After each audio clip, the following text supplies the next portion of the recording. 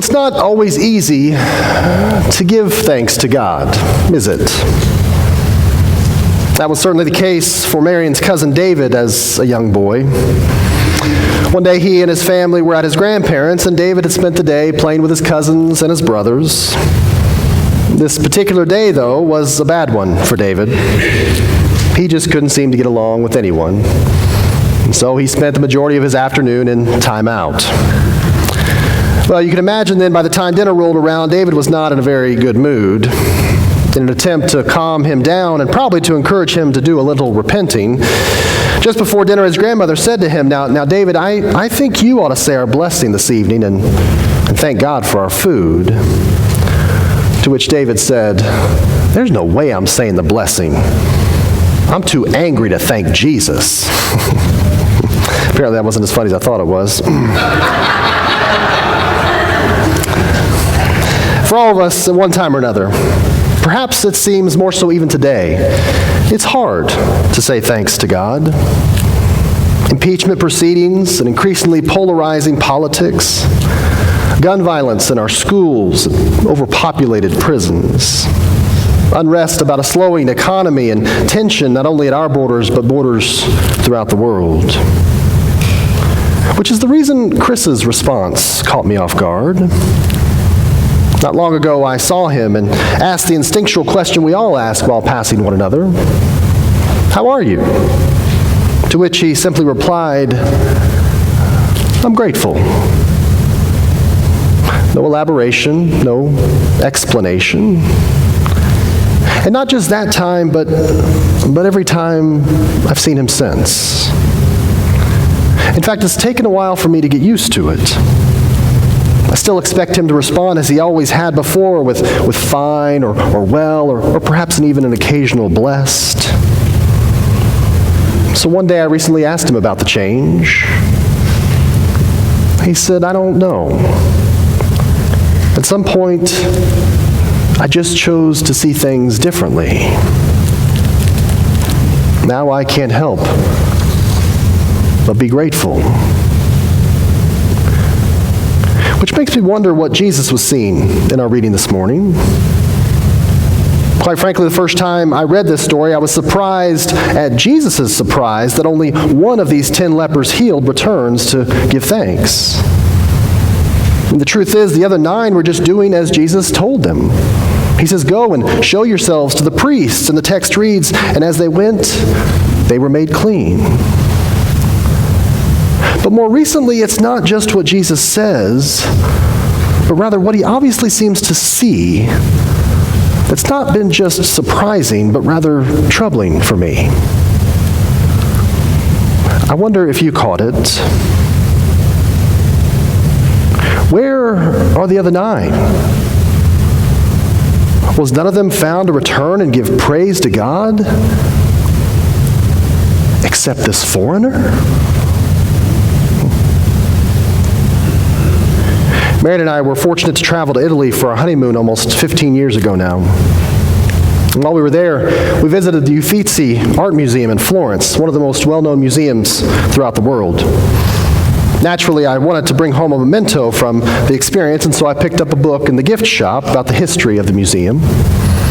It wasn't until I got outside the museum that I realized I'd picked up the Italian rather than the English version. Thus, I went back inside to exchange it. I went up to the woman at the register, and I said, I'm so sorry. I accidentally picked up the version in Italian. Do you happen to have this in American? Embarrassed, of course, I immediately apologized and corrected myself, but not before the woman looked at me, giggled, and said something in Italian to the woman working with her. When I got back to the room, I was curious about what she had said. I remembered a few of the words, and so I tried to look them up in an Italian dictionary I'd bought while I was there. I can't obviously tell you exactly what she said, but I do know it included at least 2 words, foolish and foreigner. We had never met before that moment, but based on what she had said, it was obvious how she saw me. While Jesus may not have called the Samaritan foolish, I've never heard the word foreigner used with a positive connotation. Have you? apparently someone has.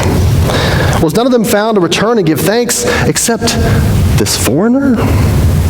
You can almost hear the shock in his voice, especially if you know the history between Samaritans and Jews.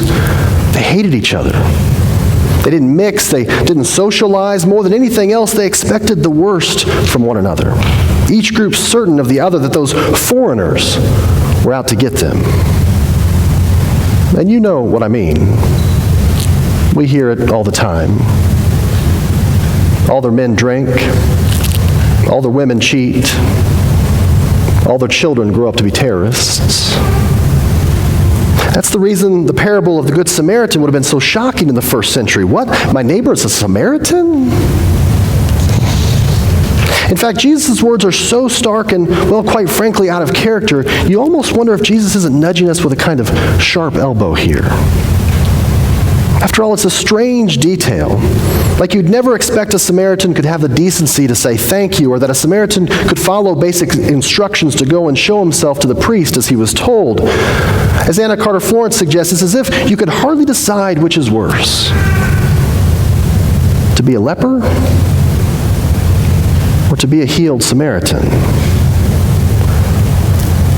But what makes it really stand out is that this is the only time in the New Testament where this phrase is used. And yet it's used over and over again in the Old Testament to show how foreigners are always showing up to challenge the divides between us and them. Not just to challenge them, but in most cases to bridge them. Like Naaman the Syrian, for instance, and Ruth the Moabite, and Hagar and Jethro and Rahab and Cyrus. The foreigner, at least biblically speaking, almost always explodes our expectations, transforming what we see into what God wants us to see. Most of you know I grew up in Indiana, and southern Indiana in particular is known for its covered bridges. There's nothing like driving through the hills of Nashville, Indiana this time of year, seeing the leaves change and crossing through those old bridges. In fact, it's such a popular thing to do. There's a covered bridge festival we'd go to every year while I was growing up. One of the things I learned early on about covered bridges is that from a distance, they don't always necessarily look like a bridge. Truth be told, most of the time they look like old rundown barns, more of a barrier than a bridge.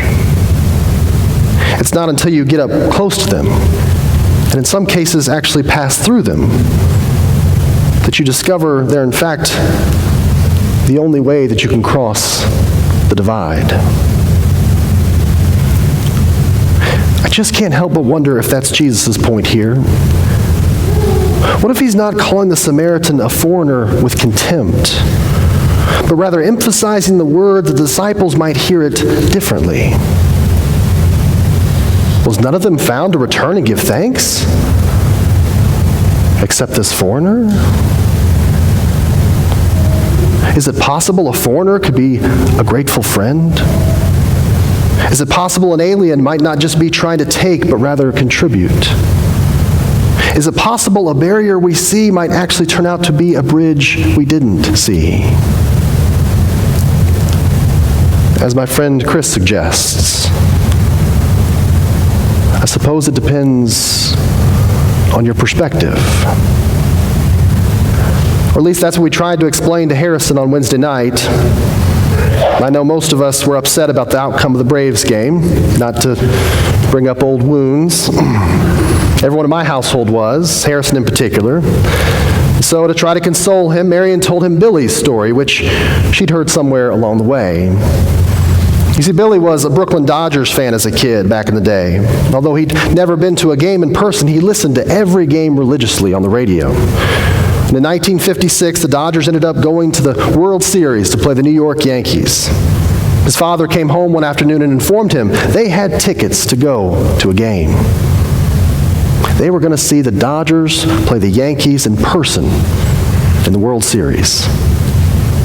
That particular year, the Dodgers had some of the best hitting in baseball, and Billy loved to watch the ball come flying off that bat. He knew every Dodgers batting average, how many home runs they'd hit, which turned out to be the most disappointing thing about that game. Not only did the Dodgers not get one hit, the Yankees went on, of course, to win that game handedly in the World Series itself. Billy was devastated for many years to come. It wasn't until he was an adult, much later, that Billy was talking with a friend about being at that game, still complaining about what he'd seen, when his friend said, "Wait a second. You were at that game?" Billy said, "Yeah, it was the worst game ever." His friend said, "Maybe for you, but that was the game Don Larson pitched, the only perfect game to ever be played in a World Series. It's never been done since. You were at one of the most iconic games in Major League Baseball history." Marion said to Harrison, "Now, do you see how the Braves may have lost, but we just witnessed history with the Cardinals scoring 10 runs in the first inning?"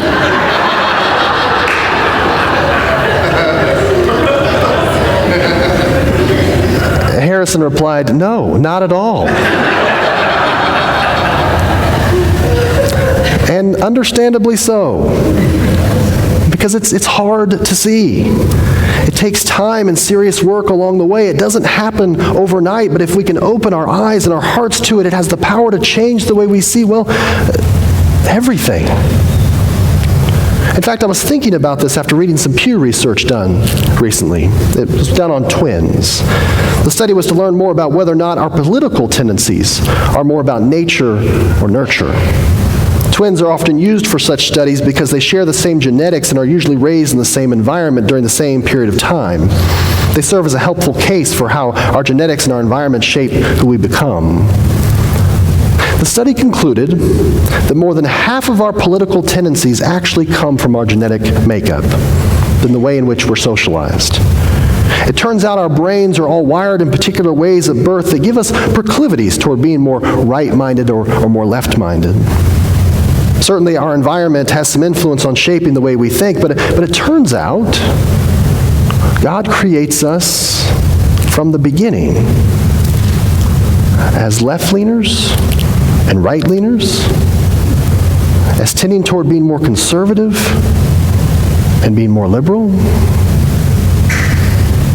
Which means then, theologically speaking, that God creates both intentionally. And if we could see it this way, might it change the way we see one another? Republican or Democrat or independent? Not as enemies, but as partners, all of whom are essential for furthering God's work on earth. Instead of being hateful toward one another, what if we were grateful for one another? Well, I can only tell you what happens to the Samaritan. Jesus says to him, "Go, your faith has made you well." The word "well" translated here means being made whole, not just physically cured. Your faith has brought about wholeness, Jesus says to the Samaritan. Not mine, not ours, yours. Your way, you, the one I just called foreigner. You bridged whatever gap there was between me and you. Because whatever path you're on, whatever it is, you met God along the way. And now, so have I. So have we.